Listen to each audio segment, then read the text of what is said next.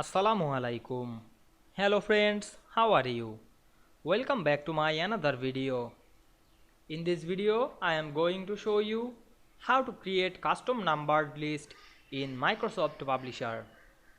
Let's get started. At first, we have to open a Publisher document. Now we want to create custom number list. Click the text box and go to the home menu. Now we can see here many options. Find and select the numbering option.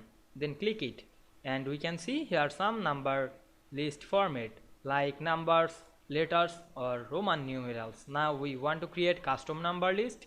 Go to the bullets and numbering option. Then choose the numbering, then choose format and choose any custom number format. Now I select this, then click OK. Then write anything to use our keyboard, then press enter to continue this number list. Now we can see we create a custom number list, this publisher document, very easily.